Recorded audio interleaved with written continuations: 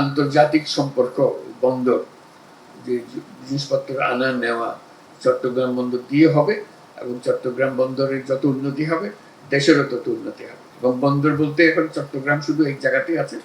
বন্দর বলতে আমরা একবারে কুমিরা থেকে মাতাবাড়ি পর্যন্ত এগুলো সব বন্দরের একটা রাস্তা হয়ে যাবে। একটা দুর্দশার যে রেলওয়ে দেখছেন সেই রেলওয়ে দিয়ে চলবে না। এই রেলওয়ে বাতিল করে অন্য ধরনের রেলওয়ে সৃষ্টি করতে হবে। ওই জায়গাটা আমাদের জন্য দরকার। ওই জায়গাটা থাকলে সহজে এটা করা যাবে। তা না হলে মানুষ সরিয়ে সরিয়ে রাস্তা বানানো, এটা ৩ পুরুষ চলে যাবে, আমরা এটা করতে পারবো না। চট্টগ্রামের কি ভালো হবে মন্দ হবে সেটা চট্টগ্রামবাসীদের হাতে, বিশেষ করে। তবে চট্টগ্রামের ভালো হলে দেশেরও ভালো, এটা অঙ্গাঙ্গিভাবে জড়িত।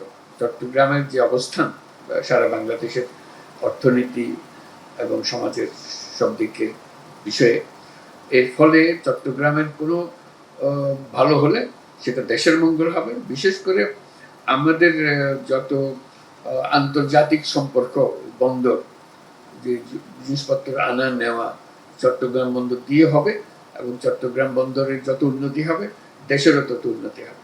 আমি একটু আগে বলে আসছিলাম এক জায়গাতে যে চট্টগ্রাম বন্দর হলো বাংলাদেশের অর্থনীতির হৃৎপিণ্ড। এটাকে যত মজবুত করতে পারবে হৃৎপিণ্ড, যত বড় করতে পারবেন অর্থনীতি তত মজবুত হবে, তত বড় হবে।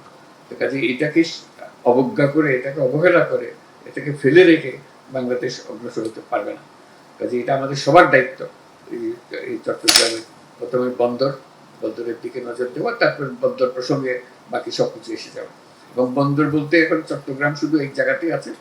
বন্দর বলতে আমরা একবারে কুমিরা থেকে মাতাবাড়ি পর্যন্ত এগুলো সব বন্দরের একটা রাস্তা হয়ে যাবে। একটা যত বন্দর আমরা বানাতে পারবো, যত টার্মিনাল আমরা বানাতে পারবো, ততই আমাদের ভবিষ্যতে দুয়ার খুলে যাবে। আমাদের পরিকল্পনা হলো সেই দুয়ারটা খুলে দেওয়া, এখন প্রস্তুতি নেওয়া, যাতে করে সেগুলো আমরা বাস্তবায়ন করতে পারি। যে রাস্তাঘাটের কথা বললেন, এগুলো ওই বন্দরের মধ্যে সবকিছু এসে যাবে।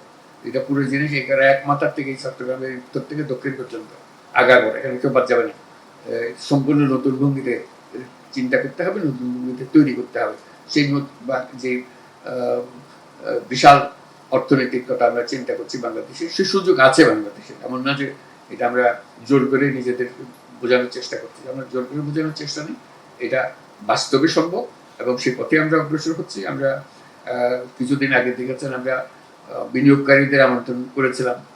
বিডা সভাপতি এখানে আছেন, উনি আয়োজন করেছিলেন যাতে করে সবাই দেশ বিদেশ থেকে এসে এখানে বিনিয়োগের জন্য প্রস্তুত হয়। সেখানে যে আজকে যেগুলো কথাগুলো বললেন সবগুলো খুব গুরুত্বপূর্ণ ভূমিকা রাখবে। রেলওয়ের ভূমিকা কি হবে তখন দেখা যাবে যে রেলওয়ে একটা মুখ্য ভূমিকা পালন করছে। এই দ্রুত আদান প্রদান আর কেউ তার সঙ্গে পাল্লা দিতে পারবে না। যখন বলে যে রেলওয়ের জমি নিয়ে আমরা আবার রাস্তা বানাবো, আমি একটু শঙ্কিত হই। রেলওয়ের জমিতে এখন যেন হাত না দেয়। রেলওয়ে আমাদের একটা মস্ত বড় ভবিষ্যৎ, কিন্তু রেলওয়ের এই দুর্দশার যে রেলওয়ে দেখছেন সেই রেলওয়ে দিয়ে চলবে না। এই রেলওয়ে বাতিল করে অন্য ধরনের রেলওয়ে সৃষ্টি করতে হবে। ওই জায়গাটা আমাদের জন্য দরকার। ওই জায়গাটা থাকলে সহজে এটা করা যাবে। তা না হলে মানুষ সরিয়ে সরিয়ে রাস্তা বানানো, এটা ৩ পুরুষ চলে যাবে, আমরা এটা করতে পারবো না। কাজে রেলওয়ের জমিটাকে রক্ষা করা এবং ভবিষ্যতে এই জমিতে কি কি করা সম্ভব, দ্রুত যাতায়াতের জন্য, অন্য কিছুর জন্য না। যে যত দ্রুত যাতায়াত করা যাবে, মালপত্র আনা নেওয়া করা যাবে, তত দ্রুত অবস্থার পরিবর্তন হবে।